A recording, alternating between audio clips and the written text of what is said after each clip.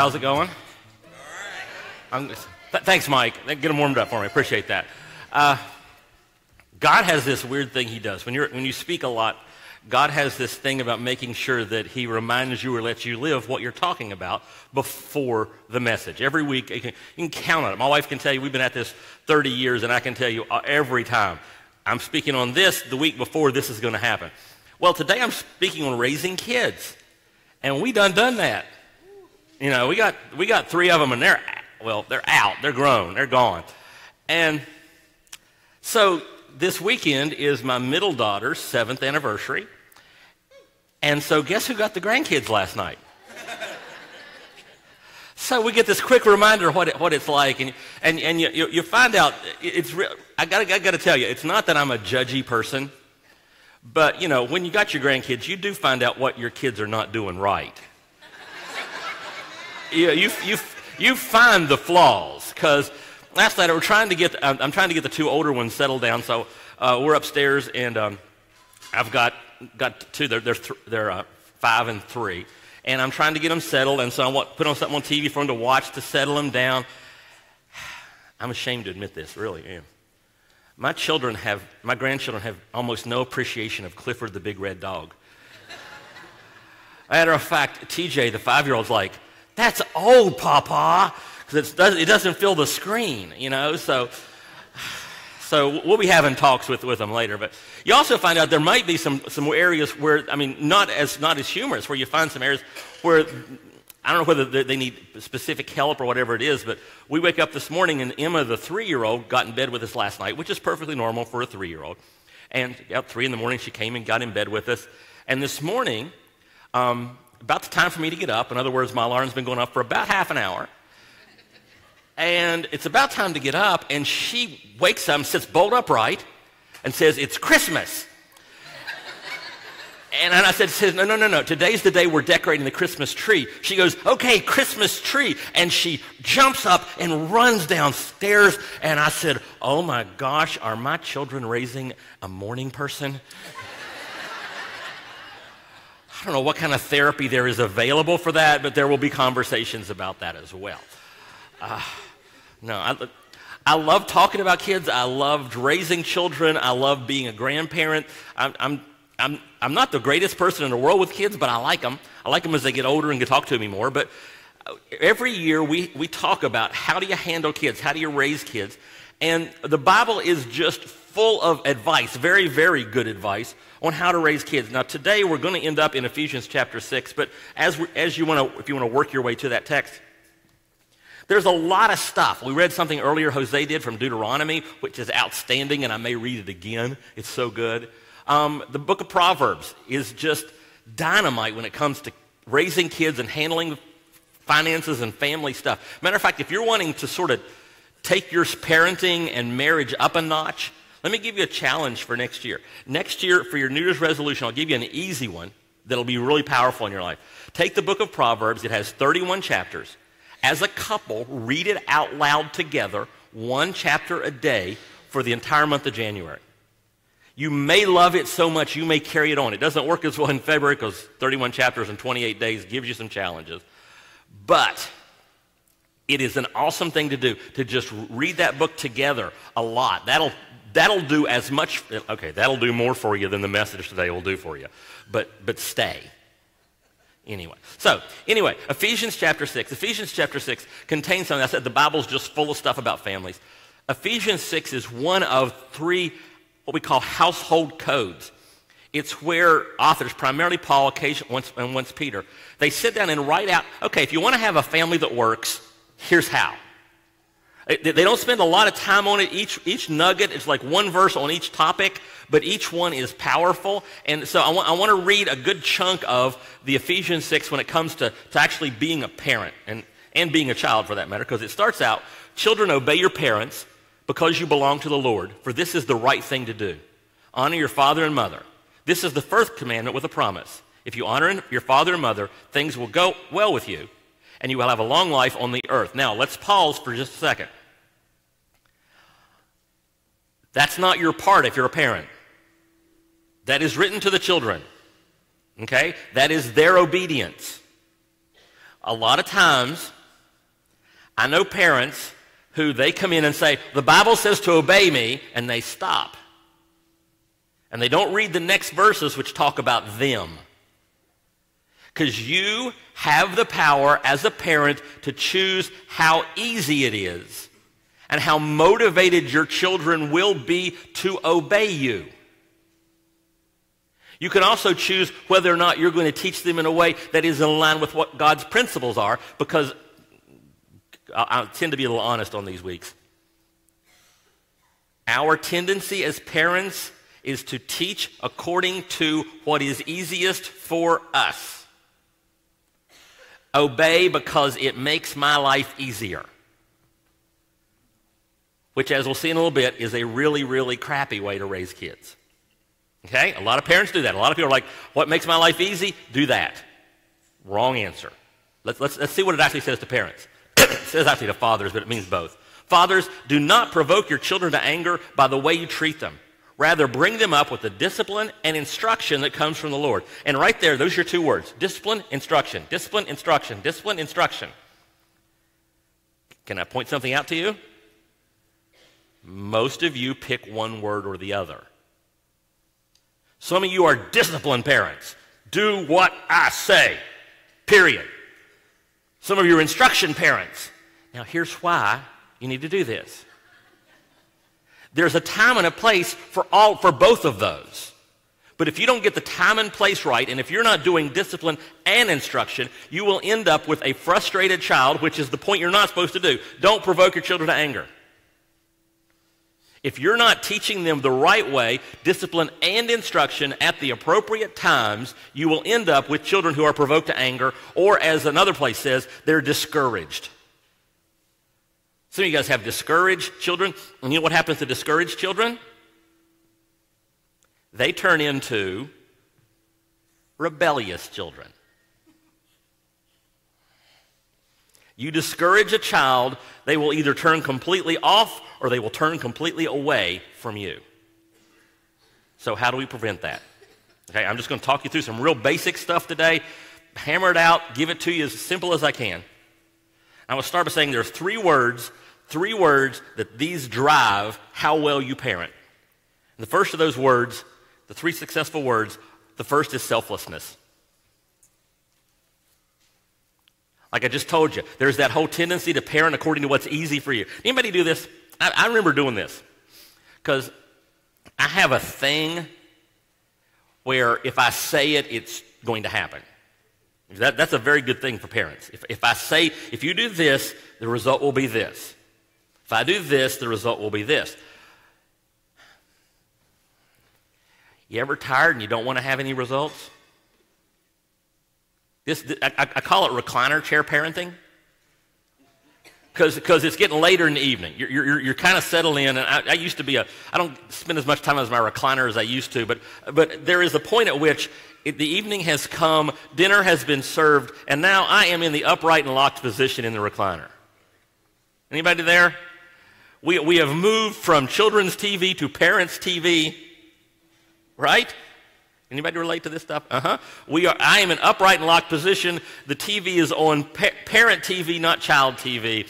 And one of the children is deciding to act their age or act like their mother, whichever is the case. You know that's not true if you know me and her, right? Everybody in here who knows this goes, man, he turned out with some really good kids. They must not have met him. It's all their mom. It's all their mom. But anyway, I'm in the upright locked position. The TV is on parent TV. One of the children is acting up. And I know that when I say, if you do this, I'll respond with this, I suddenly take things down a few notches for my own comfort. Because normally the result, right, if you don't do X, I will take away your device for X time frame, right? When I'm in the upright locked position, I will say, if you don't quiet down, I will be upset.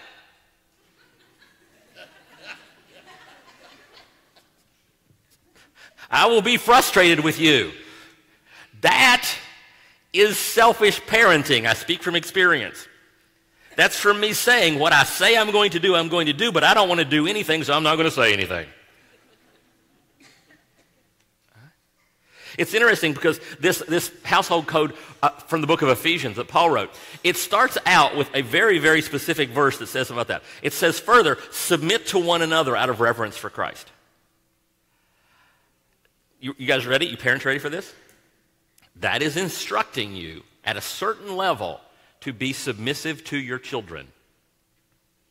I don't mean obey your children. I don't mean make them happy, but I do mean you are submissive to them in that you are seeking what is absolutely the best for them. Not what's best for you, not what makes your life easiest. A lot of you have rules that have nothing to do with how good the kid's going to turn out. It's all about making your life easier. It's about making sure you can stay in the upright and locked position with the parent TV on. And you need to say, no, God has, you ready? Dads especially. God has called me to serve my children by raising them properly, by bringing them up in the discipline and the instruction approved by the Lord. And that requires selflessness because I am a selfish person by nature. And I can speak with authority that you are too. And by the way, this flows over to everybody. This flows over to your spouse. My job as a husband is to make sure my wife is happy and moving toward holiness. That is my job. Probably not, but I can try. No. My job as a wife, if I were a wife, is to make sure my husband is moving toward. You didn't want that one, Renda. You want the other one. No.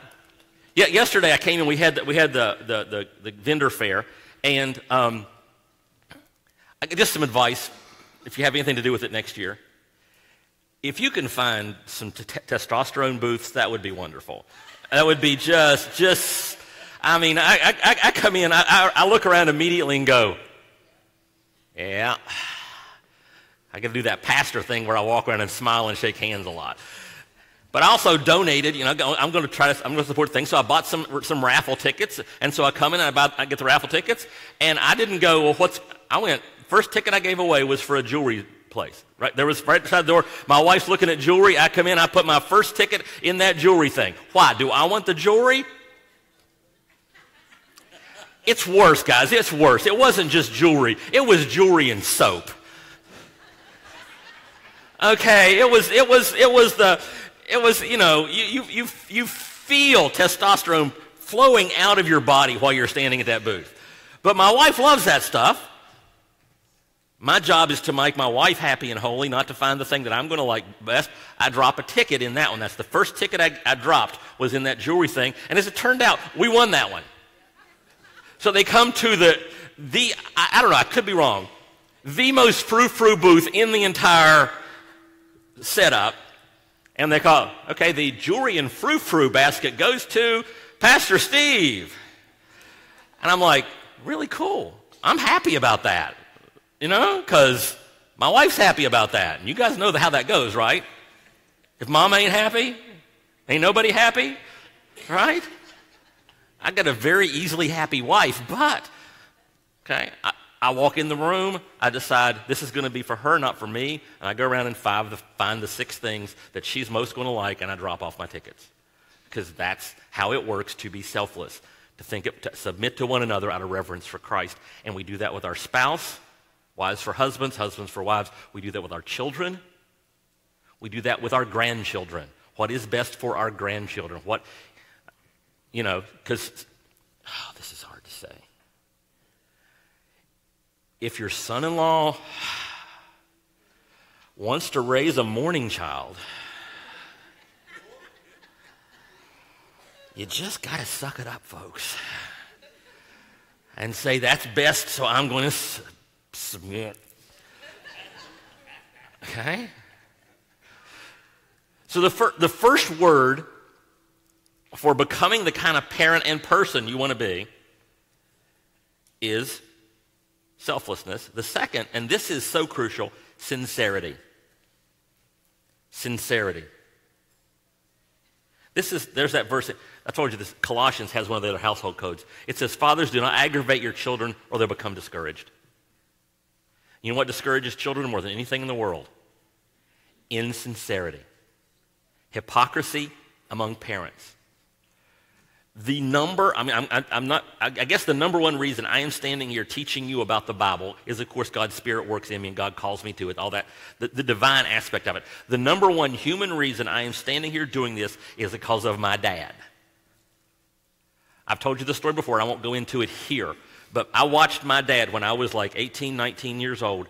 I watched him go through a trial where he refused to compromise his faith at his own detriment. It cost him a lot to not just give in to other people. And he stood up for his faith, and it made me ask the question, do I have a faith like that? The answer came back no. And I said, well, I need to get one then. If you are a different person when you are here than when you are home, you will discourage your children. They will become frustrated, and they will walk away from the faith. And by the way, I am not saying for you to be a perfect person. My kids turned out really good in spite of dad. If you want entertained, you get any of my daughters, and even more entertaining, get 2 or 3 together, and and just say the word Denny's. Because I'm a redhead. And I'm doing much, much better in how I handle anger than when I did when they were younger. And there were restaurants that got me wrong. And they got to see everything. And my children saw me at my absolute worst. Your children will see you at your absolute worst. The key is not never letting them see you at your absolute worst. The key is letting them see that you are repentant, that you are moving from it, that you are asking for forgiveness, that you're asking their forgiveness, that it's not who you are becoming, it's who you used to be.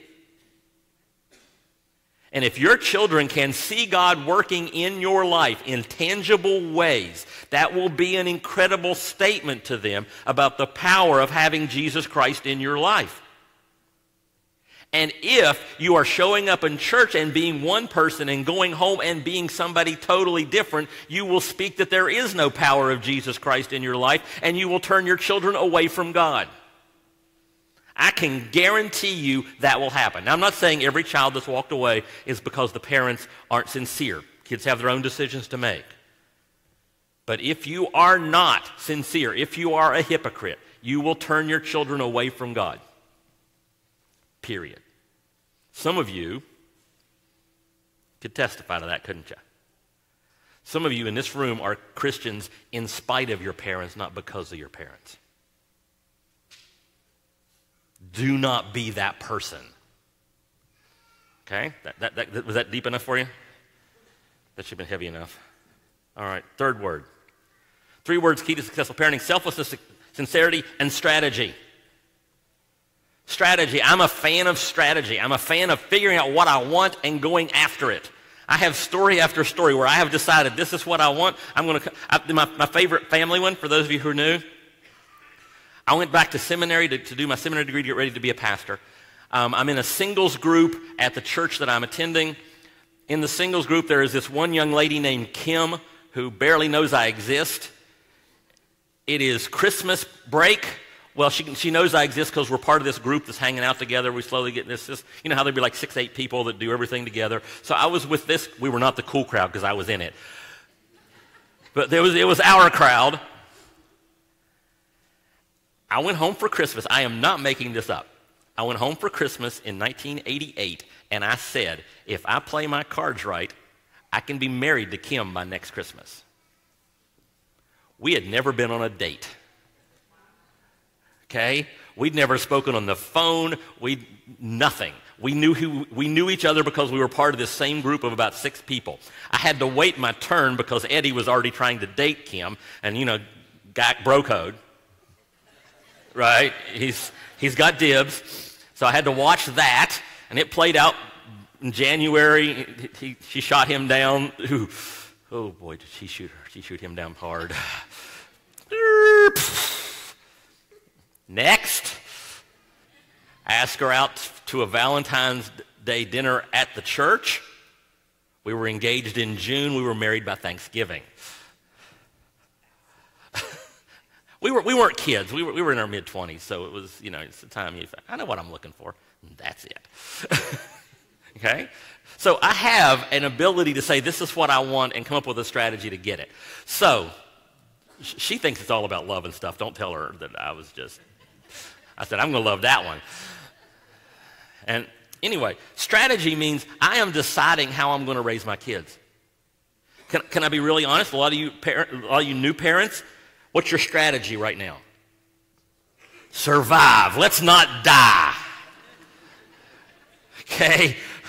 My number one goal in life is eventually to get 8 hours sleep one of these nights, right?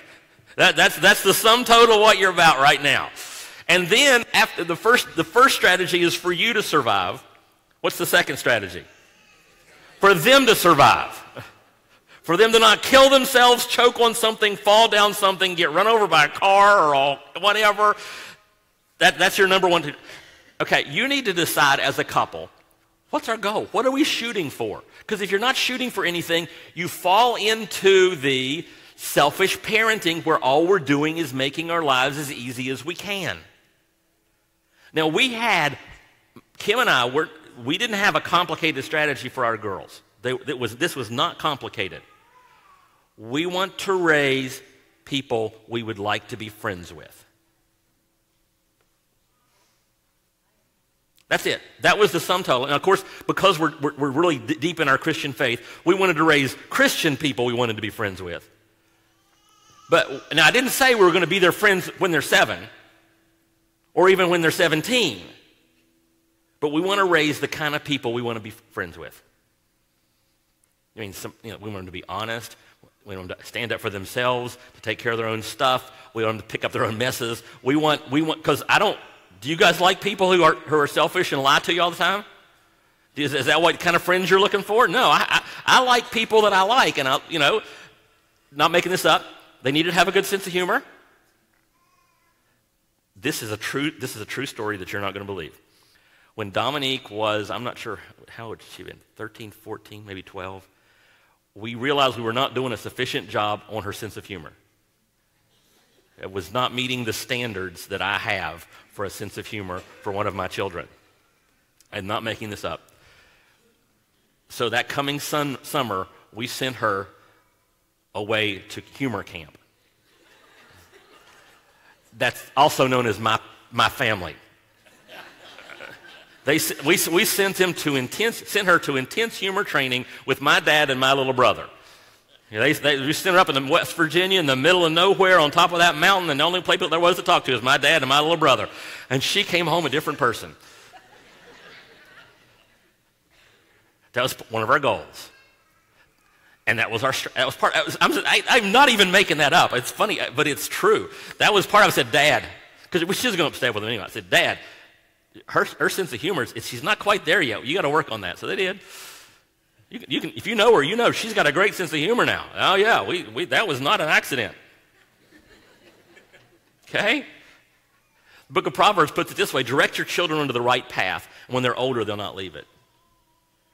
And a lot of people talk about that as being faith, and faith is a component of that. But I think it's the right path of being a person. Because that's the one they're definitely, you train somebody to be a good person, they're going to grow up to be a good person. So direct your children, intentionally do it. I'm going to do this real fast because this doesn't take long. I got this from another pastor. 3 things to do to have strategy. Number 1, be informed. Know what's going on in your kid's life. What are they watching? What are they doing on screen time? How much screen time do they have? Be informed. Know what's going on. They will hate you for this. Good. You are not trying to be friends with them now. You're trying to raise someone you will want to be a friend with when they're grown up. Okay? I have one 19-year-old and 2 girls in their mid-20s, and we are very tight. All of us are very good friends now. Okay? Be informed. Be involved. Be part of their life. Don't delegate all this stuff out. Uh-oh. Sometimes when I talk on family, I say things I really shouldn't say. But this is a divine revelation. God just spoke this into my heart. Just kidding. I don't know. Maybe he did. I think one of the reasons we keep our kids so busy with so many activities is so we don't have to spend time with them. We feel guilty if they're on screens all the time, so let's get them in another class. Let's get them in another activity. Let's book more of their time so that they are booked constantly. I feel like a good parent, and I never have to actually spend time with them. That was harsh, and I apologize if it was too harsh, but I think some of you may have needed to hear that. Because your life is total chaos right now because you are overbooked to the max, as we talked about 2 weeks ago.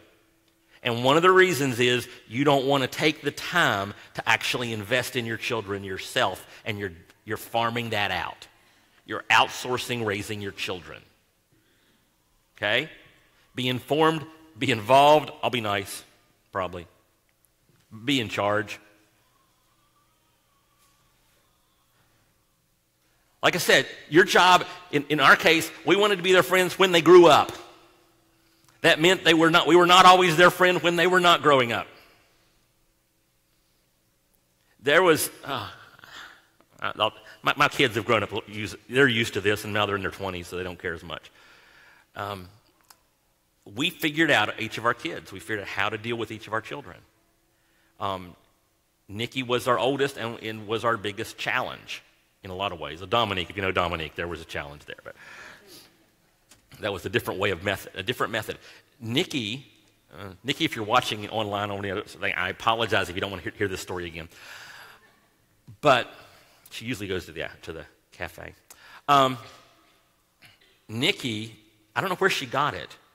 Nikki was incredibly hard-headed.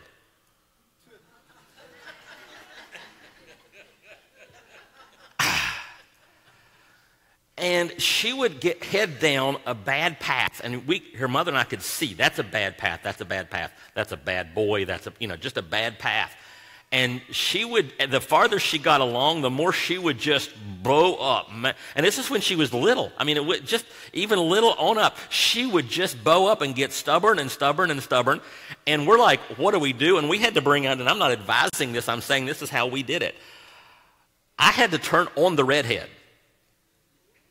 I had to just come down on her so hard that she would break.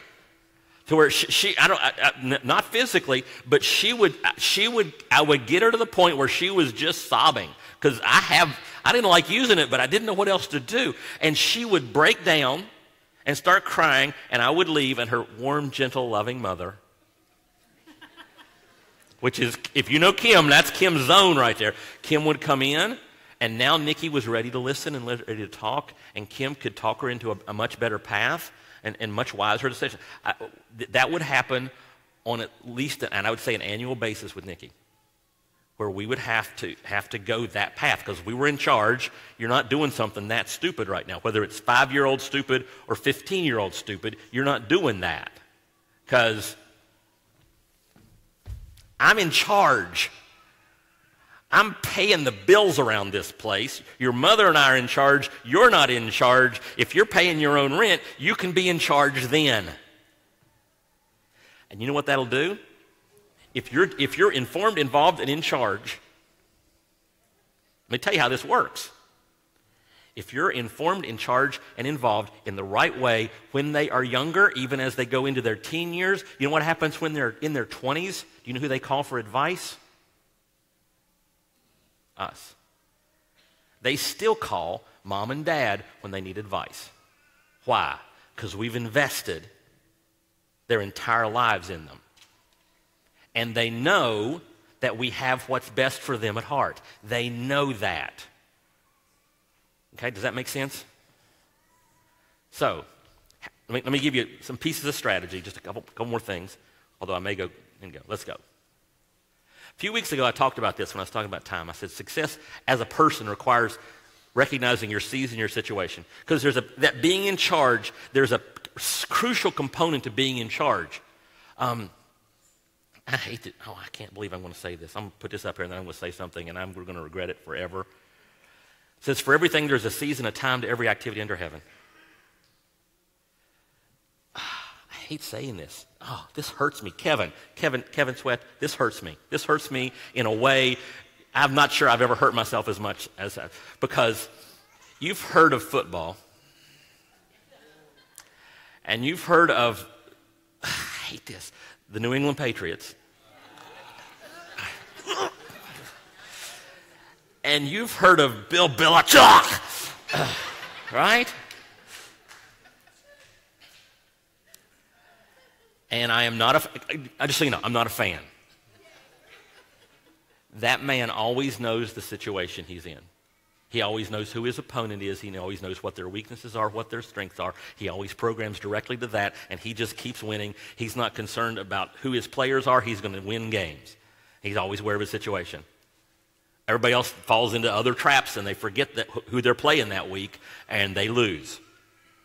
And he always knows who he's playing. He's always in control of his situation, and he always wins. I don't like him for it, but he does it. I have a confession to make, Kevin. I'm not telling anybody else this, but I'm telling you. I look at him and go, if I were a football coach, I'd be that way because that's how I function. You know, here's what you got to do to win. Oh, I'm sorry, you're old now. You're gone. You know, that's how I would do it. Anyway, I don't have to be as successful as he is, but that's what I would do. But anyway, you need to know the season you are in, okay?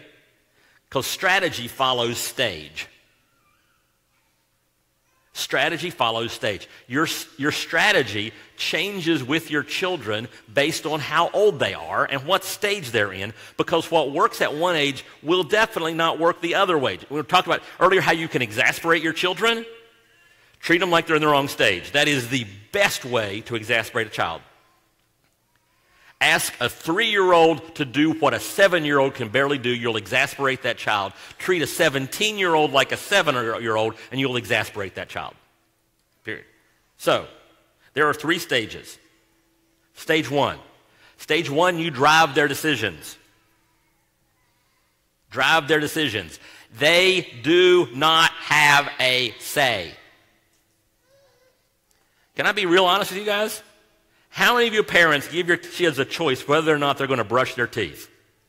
How many of you go, would you like to brush your teeth tonight? Would that be good for you?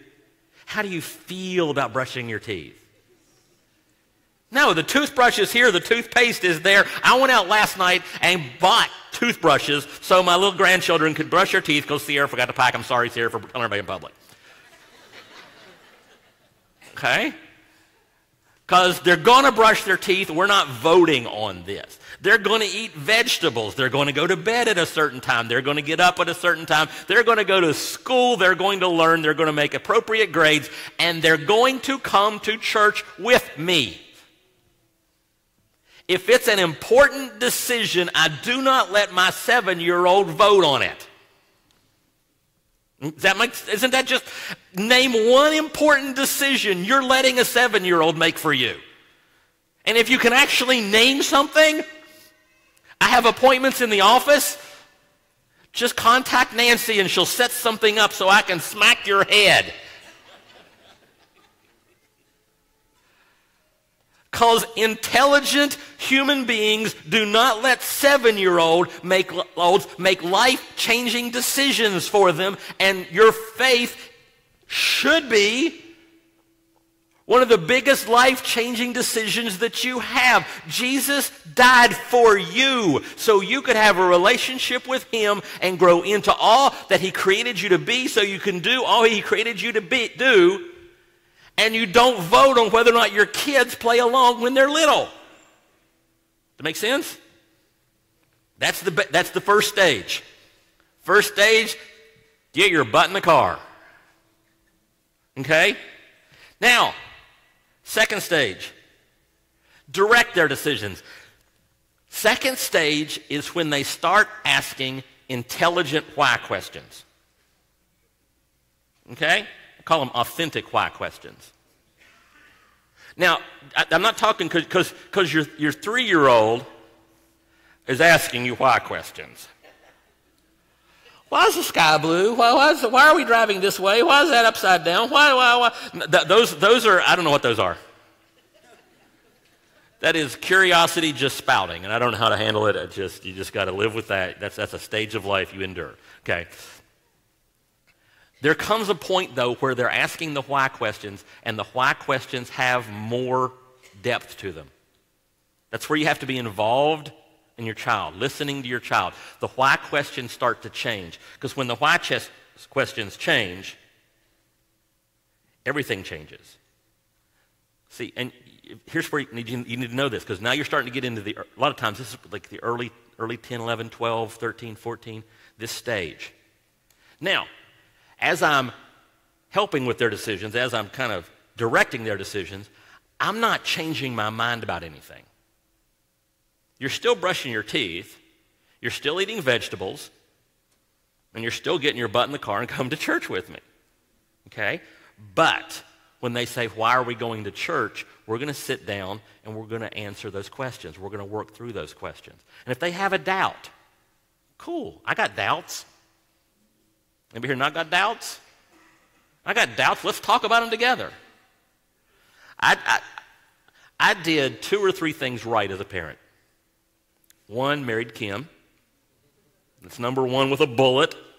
Okay. Number 2 is the thing I learned from my mom. When I say it, I do it. Hold to that. That controls what you do. And number 3, sometime when we first moved down here, which would have been 2005, 2006, I started taking my daughters out to lunch every week. Not together, one at a time. And we just go out and go to McDonald's, go somewhere, and we'd have lunch together. I think it was once a week. Yeah, it was once a week. And that gave them the opportunity to ask me the why questions. Because here's how, and this is free to pay attention to as you're raising your children. It's very possible one of you will be better with the young kids and one will be better with the older kids. I am disastrous when it comes to young children. Just absolutely disastrous. I mean, you'll never see me working that building with small children. I'm just not. I'm hopeless. I'm just totally hopeless. As they got older, see, Kim dominates. Kim is amazing, absolutely amazing in those early years. She's just spectacular with those children from 0 to somewhere around 10 or 11. You can't beat her. But when they start getting into the heavy why questions, suddenly you're in my wheelhouse. When you start asking those kind of questions, when you start moving out toward those teen years, I'm much better. Now, Kim's still good at it, probably still better than I am, but I have a role now. And so I set myself up so that they could ask me why questions, so they could bring him up and we could have topics like that. And then Dominique didn't want to do, because you guys, those of you who know Dominique, you know Dominique. She wasn't that crazy about lunch, but we worked out together. We went to the gym together every day for 2 or 3 years, up and back, talking about whatever she wanted to talk about. I remember a conversation we had, because you guys know we have a woman who's a part of our teaching team, and so Dominique's got questions about that, and why are you this, and why are men doing this and women doing this, and we're having those conversations, which are and because she's my daughter, she's getting mad about stuff, and we're having the conversations, we're having the why conversations. Why do you believe this way? Why do you do this? Why do you and mommy do this? You put yourself in position to answer those why questions, okay? And during that stage, that is crucial. Like I said, if they doubt, it's not a disaster, it's discovery. Let's find out why you're doubting. Here's a quote I came across that I think is just amazing. This guy named George Buttrick says this: Tell me about this God you don't believe in, because I probably don't believe in him either. Because your kids are getting from the outside world these distorted views of God, and they're thinking God is this, and you're going, that's not my God. I don't know who made that up. That's not mine. That is not Jesus. Let me show you how that's not Jesus. And so if your kid wants to say, I'm not sure I believe in God right now, okay, let's talk about that. Don't freak out. The path to deeper faith is through doubt. Okay? You write that down? Doubt is the path to deeper faith. It's not rebellion. It's discovery. It's learning. It's growing. Okay? All right? So, get back to our list. Drive their decisions, direct their decisions, and for most of us, the hardest part, discuss their decisions. And now the decisions are theirs. Now the decisions are theirs. And there has to come a point where that happens. There has to come a place where they're making the decisions, where they're saying, I'm going to be a follower of Christ, or I'm not. I'm going to live into the moral example you set, or I'm not. Now, this is not 12. Okay, some of you guys, you're wanting to turn them loose as soon as they hit high school. No. I'm not going to tell you where your stages are. You have to be involved in your kids' lives. Okay? But recognize the seriousness of this. You know what this will drive you to? The discuss their decision stage? It'll drive you to prayer. I don't really mean that all that sarcastically, because there comes a point where your children will make their own decisions about everything that you value. Everything that you value. They will make their own decisions. And you know what? There's this story in the Bible, you may have heard of it. There's this guy, he's got a couple sons, and one of them's the good boy and one of them's not. If you have two kids, you may be able to relate to that, right? Okay? And they reach a certain age, and the rebellious one goes full out rebellion. And says, I'm leaving, I'm out. Give me as much money as you can, I'm gone. And this is the first and most important point. When the son said, give me my stuff, I'm gone, the father said, here's your stuff.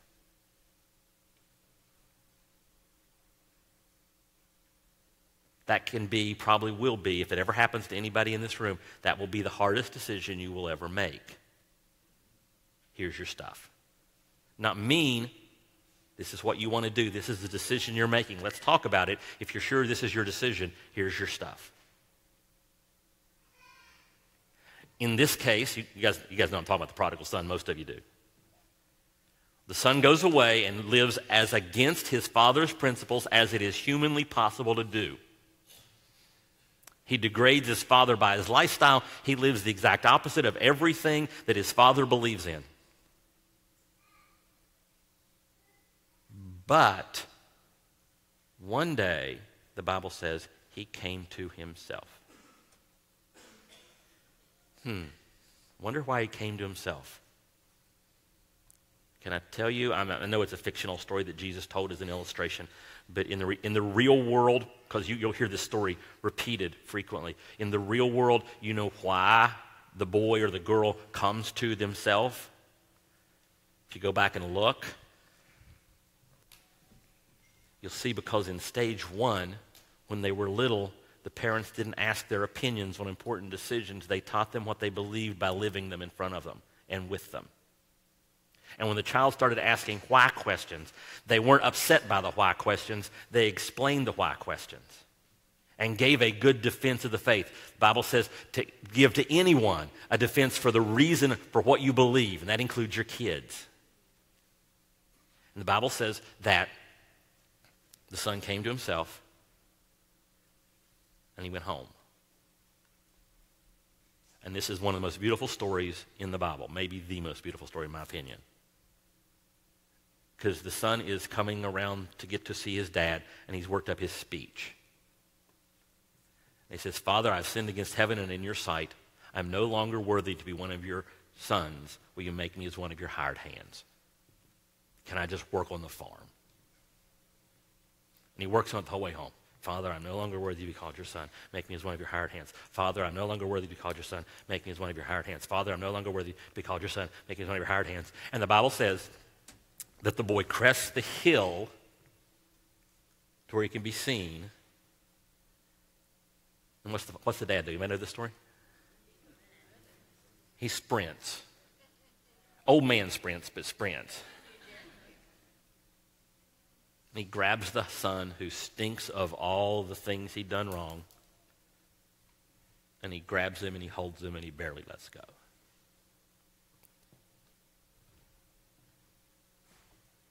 That's how God treats you. That's how you treat your children. There will come a point when they have to make their own decisions. There comes a point when they will decide. And if they decide opposite of what you want them to decide, you are to disown them and hate them and tell them never to come. Oh, wait a second.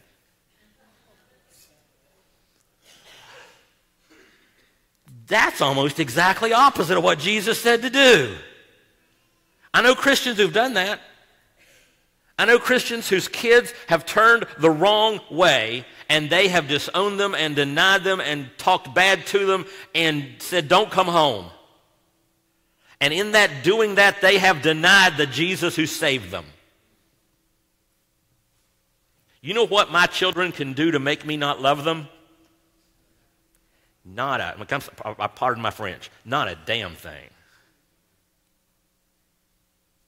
Okay? You need to get that. There is nothing Nikki, Sierra, and Dominique can do to make me not love them and not make it so the door is open for them to come back to me. Because if I close the door for them coming back to me, I am closing the door and them coming back to Jesus. And the two most important things in the world to me are their relationship to Jesus and their relationship to me. I am too crazy about my kids to ever say goodbye. Some of you go through that. Some of you are going through that right now. You got a kid that's out there, far away, and what you do in that situation, okay, this is deep, this is heavy. You love them. You love them and you pray for them and you keep the door open, you keep the light on. You keep their room ready. God likes to do incredible, amazing things. And I know I've gone off track just a little bit, but I thought maybe some of you who got a bit older kids might like to hear that piece. And some of you with younger kids might understand the weight of what you're doing. The gravity that comes with the child. Because right now what you're thinking is, am I going to survive this? Or are they going to survive this? Or how can I make this as easy as possible? Your children either have or will decide at some point to accept or reject what you have exampled to them, what you have taught them, or not. Live them and love them into the kingdom. Live them and love them into your hearts. Live them and love them just everything you do, everywhere you go, everything. The most important job God will give you on this earth is doing your best to make sure the next generation turns out okay. And in this crazy, backed up, weird world we live in, it may be the hardest job you'll ever have to. So pray about it, love them to death, and love them with the love of Jesus. That ended differently than I thought I was planning, just so you know. Because like I said, there's two things. My kid's relationship with me and my kid's relationship with Jesus. And I think in our lives we've kind of tied those two things together pretty tight. And if you're here and you don't have a relationship with Christ and you're wondering where this passion is coming from, it's coming from having spent, I don't want to figure out the math right now, but I think it's around 40 years following Jesus. 40 years of a relationship with Christ. 40 years of me occasionally running away and him dragging me back or letting me come back. 40 years of him loving me no matter what I do. 40 years of him knowing how he loves every one of us so much that he sent his son to die for us. So I just did a message on raising kids. You know what I'm going to end up with? You got it.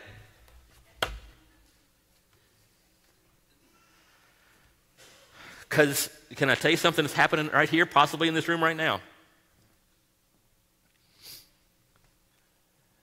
Some of you guys have parents who are praying for you to come to a relationship with Christ.